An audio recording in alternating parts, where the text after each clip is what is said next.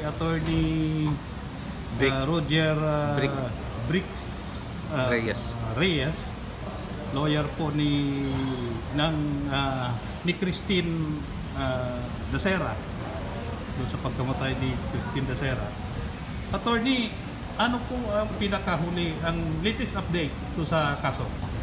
Unang-una, kaibigan Joel, hindi ako lawyer ng pamilya Dacera. I am their acting spokesperson. Okay. At kilala ko yun si Christine. I was requested by the family to speak to the media para mabigyan ng information tungkol sa nangyayari. Ngayon, ang presently, alam naman ninyo, ngayong fiscal, hindi naman na-dismiss yung kaso, pero naghingi ng additional investigation at saka evidence. Kaya humingi sila ng toxology report, ng DNA testing report. So ito mga bagay, I believe ang police is obliged to give more information about the case to the office of the city prosecutor. Ngayon, may setting kami for preliminary investigation sa January 13 dyan sa Makati City Hall. Pero yung para sa akin, yung importanteng development is that the family has filed a complaint against Dr. Sarmiento.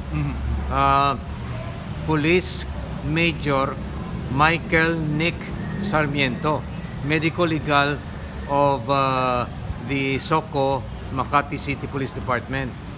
Tapos ang ground ng kanilang complaint is number 1, hindi sila nagbigay ng pahintulot sa kay Dr. Sarmiento magpa-embalm ng body ni Christine.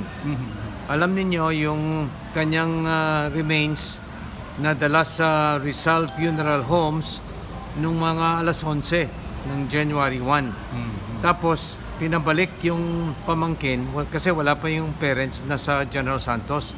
Bumalik nung the following morning alas 6. Hinihintay yung parents. Pero pagbating doon ng pamangkin, na-embalm na yung body. And Dr. Sarmiento admitted na siya yung nag-utos. Tapos dumating si Dr. Sarmiento mga alas 9 at saka doon pa lang siya nag-medical legal examination. Yung ganito po ba, attorney, na nauna yung pag-imbalsamo doon sa pag-autopsy? Maapektuhan po ba yung pag-autopsy? Talagang may epektuhan. Dahil sa the process of embalming involves the pumping of certain chemicals into the body, into the remains of Christine. Itong chemicals are all very toxic. So it could have affected the organs, even this alleged aortic aneurysm. These other internal organs may have been removed. I do not know. So you are destroying the evidence of the crime by embalming before you do your medical examination. On yung exceptional cases, kung minsan may exception naman na matagal na hindi na recover ang body, let's say mga crash victims sa bundok, deteriorated na, at saka in order to examine this properly, mabaho na. You have to have it embalmed first.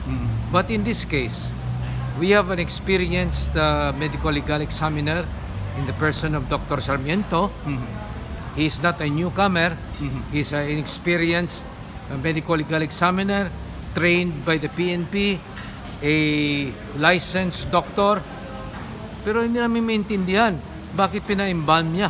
Kasi siyang nag-admit nga siyang nag-order the embalmment in the presence of General Sinas, who even reacted and said, aba, may lapses tayo dito. So, I wish Dr. Sarmiento, with all due respect, will explain why, what is the reason, what is the justification for his embalming before the examination. At saka, isa pa, yung tinanong ko pa siya dito in the presence of General Sinas kung nakakuha siya ng blood sample, which is important for us in the family wants to know, because the family believes that si Christine was under the influence of drugs. At saka nag-testify naman ng isang respondent, si Romel Galido, nga nagreklamo si Christine mga 2:00 nga magsamang pakiramdam niya dahil sa nainom niya. At saka nung tinanong siya kung sino ba yung nagpainom sa iyo, sagot ni Christine, and I quote, "I think it was Mark Rosales." So, ito mga informasyon, we can sana verify this if we have a blood sample. Unfortunately, Dr. Sarmiento said, hindi ako nakakuha ng blood sample kasi na embalm na eh. So, parang we have been tawag dito, unfairly deprived of an accurate medical legal examination. For that reason, nagpagawa kami ng second autopsy report. It's now in the process. Hopefully, may makuha pa sila, including some samples inside the room that can establish that there was a lot use of drugs. And that is why Christine's behavior was a little strange after she had taken the drugs. Attorney, sa ginawa ni Dr. Sarmiento ng medico legal, ano po ang hakbang gagawin niyo? Nag-file na ng administrative complaint ang pamilya sa PNP for his immediate relief. Kailan po ito na-file? Na-file na nung Tuesday. Si Dr. Sarmiento lang ang nakasuhan. Hindi So po far. Hindi po kasama si PNP Chief Bolsenas. Hindi. It's only Dr. Sarmiento. But we have also some complaints about the investigation being done by the police in Makati City na pinatakas nila yung isang witness or isang suspect, si Mr. De Guzman, despite the objection of relatives. So in other words, we have a situation where we have an initial problem not only with the medical legal examination but also with the procedure in the police investigation. Attorney, pumasok na ngayon ang NBI sa investigation. Ano Upon po our masasabi request, niyo? upon the request of the family, pumasok ng NBI to do a second autopsy and to verify the evidence inside the room. Or rooms. Dalawang room ito eh. Christine was among 16 men. GC says 16. She is the only woman and they were 16 men. May binabanggit, attorney, na may artista pa raw at saka may basketball player. Ang alam ko, isang basketball player, pero yung artista, wala akong alam doon. Saan po? Ito po yung sa kabilang kwarto. Sa kabilang kwarto at saka nagkahalo-haluan na sila eh. The original pagkaintindi ni Christine that she was going to attend celebration of mga PAL employees, mga kasama niya. Bigla lang dumating na yung mga ibang tao. Hindi niya kakilala yung iba. Not even De Guzman. De Guzman is not the friend of Christine. Kakakilala niya lang noon on that day. Attorney, may panawagan po ba kayo, mensahe na maaaring makatulong sa investigasyon? Yes, so we are asking, number one, all those who may have witnessed the event to come forward and give us information that may help in the investigation of this case. At saka pangalawa, pinag-imbitahan din namin yung mga respondents na gusto number one, magpa-blood test or magpa-drug test to verify kung talagang correct yung aming theory nga drugs were used during the event. At saka kung wala naman silang kasalanan, bakit hindi ka magpa-drug test? At saka kung wala naman silang kasalanan, isaysay yung katotohanan nangyari para mabigyan natin ng hustisya si Christine kung talagang wala kayong kasalanan.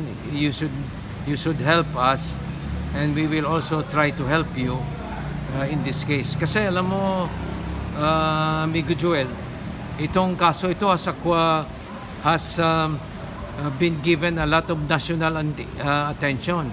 Maraming tao nga galit sa nangyayari. So, unang-una, parang may irregularities sa pag-imbestiga. Tapos pangalawa, mga LGBT ito sila. Mga mostly LGBT. So, we wish and pray nga wala naman adverse effects ito sa kanila, but siyempre, apektahan yung trabaho nila, yung kanilang relationship with other men. So, if possible, if we can help relieve them of that problem, if they will tell the truth, then we will, siyempre, pagbigyan namin sila. May response po ba doon sa mga respondent na makipagtulungan sa inyo? Actually, yung response nila, pinaglabas nilang sabi nilang mga masamang ugali ni Christine. Parang they're trying to make her appear as a loose woman, nagrerelasyon sa mga foreigner, tapos nagiinom.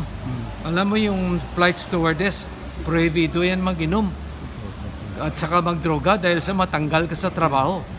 So, si Christine pa, cum laude ito sa eskwela. She was an intelligent girl, Miss Davao. And pumunta sa probinsya, from the province, pumunta sa Maynila para makatulong sa pamilya. Naniniwala po ba kayo na nagang-rape si Christine? Yung family naniniwala nga ginamitan siya ng droga in that room at saka she was assaulted thereafter by virtue of her injuries sa paa at saka sa kamay na may resistance. So now we have to prove it. Okay, maraming salamat, Atty.